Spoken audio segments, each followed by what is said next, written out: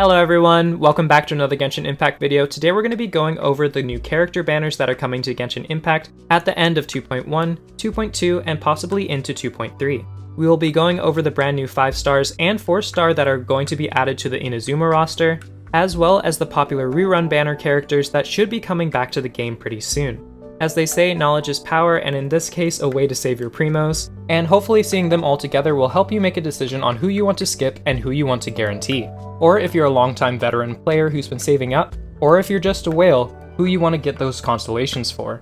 If you do end up finding this video helpful, please feel free to leave me a like and comment down below with who you're planning on summoning for. I'm actually really curious to see who's most popular in the Genshin Impact community as of right now.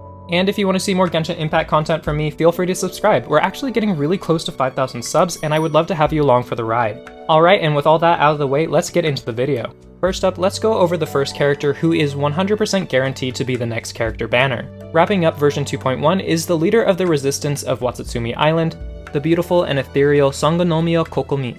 Just like in the story, Kokomi's actually found herself between a rock and a hard place. Unfortunately, her banner is landing right after the Electro Archon, so many players that ended up summoning for A just simply do not have the primos for another unit right away. On top of this, a lot of people are currently very confused about her kit, mainly because she is the very first character in Genshin Impact history to have negative 100% crit rate. Yes, you heard me right, negative 100% crit rate. However, don't let the negative crit rate fool you. I think that she's still going to be able to deal a decent amount of damage. The only real question is how much damage, and it's going to be based completely on her damage multipliers.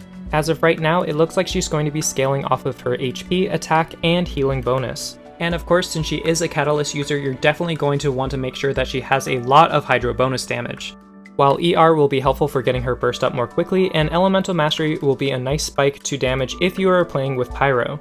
As for her kit, it does look like she's going to be very reliant on her normal and charge attacks, while utilizing her skill to heal herself and her teammates. However, it looks like her burst is actually going to be the star of her kit because it's going to amplify all of her damage and her healing.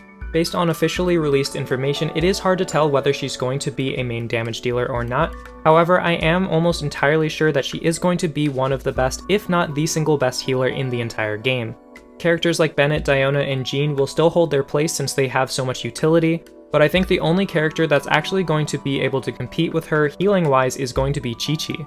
This is very important to consider considering that MiHoYo is going to be releasing harder content in 2.1.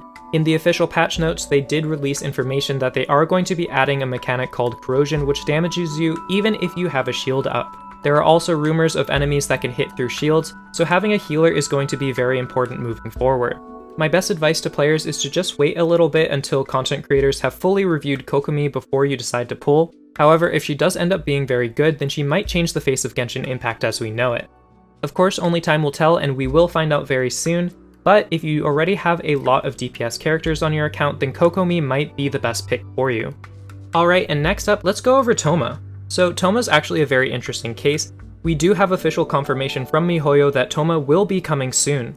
How soon? Well, if we're following the trends of what Genshin Impact has done in the past, then we will be getting him in 2.2. However, as of right now, it is completely unknown who he will be paired up with and what banner he will be put on.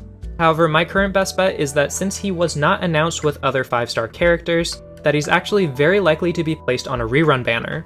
As of right now, the most likely Rerun characters are Albedo, Ganyu, Tao, and Xiao. But who he would be paired up with specifically is completely up in the air. As for his kit, we don't have any official information from MiHoYo, but there are a lot of rumors going around that he will be a polearm user that can generate shields. We do, however, know for sure that he is going to be a Pyro Vision holder because of the story quest. So of course this means the Pyro diehard should be very happy considering they're going to get a brand new character very soon.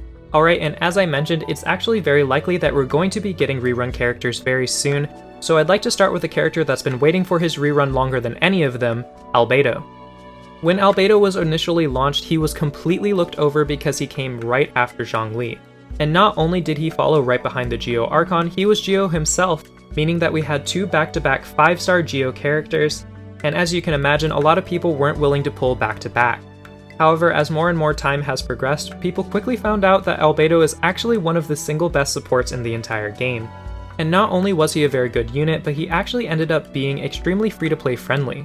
In fact, many players, including myself, still run him with the Harbinger of Dawn, a 3-star weapon that you can get from the gacha. This is mainly because it gives you such a big boost to your crit rate and crit damage so long as you stay above 90%, but since Albedo is primarily an off-field character, you really don't have to worry about taking much damage, and since he scales primarily off of defense, you actually don't have to worry about the low base attack on the Harbinger of Dawn.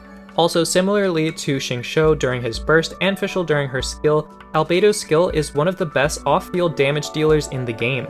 Load him up with good defense stats and he should be able to hit well over 10,000 per hit on his skill. And considering you can proc a hit every 2 seconds, this means that you're going to be adding a whole lot to your overall damage, since his skill lasts a whopping 30 seconds. And while his burst damage is pretty lackluster at C0, it still offers a lot in terms of utility considering that it gives your entire team 125 elemental mastery. This paired with the fact that it's only a 40 cost burst makes it extremely spammable and worthwhile. At the end of the day, it's actually pretty hard to say anything bad about Albedo except for how pitiful his auto attack damage is, but considering he's designed to be an off-field support unit, I really don't think it matters at the end of the day. All in all, he's actually a pretty top tier unit, but if you are looking for a main damage dealer, you better look elsewhere. That being said, our next 3 units are going to be main damage dealers, and we should start with the Cryo Queen herself, Ganyu. Till this day, since her initial launch, she has been crowned the Cryo Queen, and honestly, it's really well deserved. Ganyu is still one of the single best DPS units in the entire game and is actually fairly free-to-play friendly as well. I think what makes Ganyu such a good character is the fact that she's so versatile. You can run her as a main DPS, you can run her as a sub DPS, and you can run her as a support unit. On top of this, with the proper investment, you can make sure that she has her burst up 100% of the time, and of course we can't forget about what her entire kit is built around her Frostflake arrows, which deals massive amounts of damage very quickly, and is able to target a wide area of effect. However, despite the fact that Ganyu is one of my personal favorites, I do have to give you guys some warning. Ganyu's playstyle isn't for everyone. For those that aren't comfortable using bow characters, she is one of the easier ones to use, but if you don't like aiming and shooting, then this is not the character for you. My best advice is to try her out when her trial drops, and make sure that she's a proper fit for you and your account. However, if you're looking for one of the best damage dealers and supports in the game, then look no further than Ganyu. Since she is one of my main units, I actually do have quite a few videos about her up on my channel, so make sure to go check those out if you need some more resources. I'll link some up above and below for you guys. Alright, and next up, let's talk about Xiao. Xiao. Okay, let's talk about this one. Xiao is an absolutely amazing DPS unit. If you're looking for raw strength and flashy gameplay, then look no further than Xiao. He's probably your best option. However, I have to personally interject because I know that there are a lot of newer players out there and I need to give you guys some warning. While Xiao definitely is one of the best DPS units in the entire game, he is definitely one of the more complicated ones to use. To put it in the simplest terms, Xiao exchanges his power for his HP. This makes him incredibly powerful during the duration of his bursts, however he is constantly losing HP while you do so. This means if you are a casual player or just a player that takes a lot of damage constantly, then he may not be the best choice for you. This also means that if you do want to play him, that you are going to not only have to invest very well into Xiao, but probably all of your support units in order to make sure that he stays alive. I know for a fact that there are a lot of players that are good enough at dodging and probably don't need to worry about this at all. However, I don't want to give my full stamp of approval unless you are very good at healing management. However, at the end of the day, I know he's a lot of people's favorite edgelord, and he's definitely worth summoning for if you do enjoy him and his gameplay. In fact, a friend of mine mains Xiao and loves him and is one of the main reasons why he's now able to clear most of Spiral Abyss. So at the end of the day, I would say make sure that you try him before summoning for him and make sure that he's a good fit for you. If you guys need a more in-depth look into Xiao and his build and team comps for him, I actually do have a couple videos for him. I'll make sure I'll leave some cards up above if you need those resources. Alright, and lastly for the rerun characters, we have one of my favorites, Hu Tao.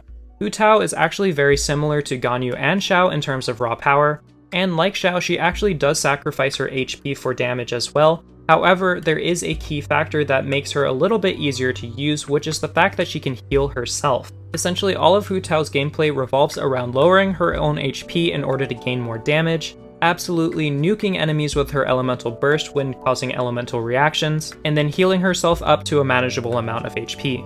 Although she can be very tricky to use, she does exemplify the high risk, high reward gameplay style. Until this day, she actually does still see very regular use in Spiral Abyss and competes regularly with Ganyu.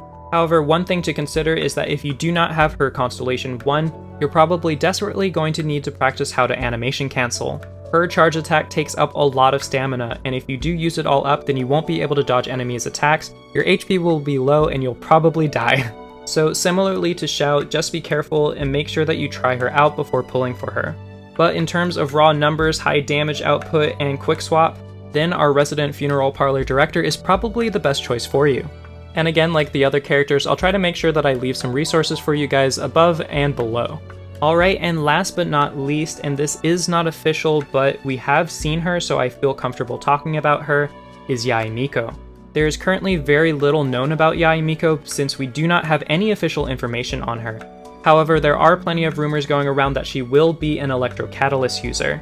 We can confirm that she is Electro based off of her Electro Vision, but as for her kit, it's completely up in the air. We also do not know when she is officially coming out, but my best bet is that she's going to be coming out in version 2.3. This is mainly because they officially announced Tohma but no other characters. This means that 2.2 is most likely going to be a time for rerun banners.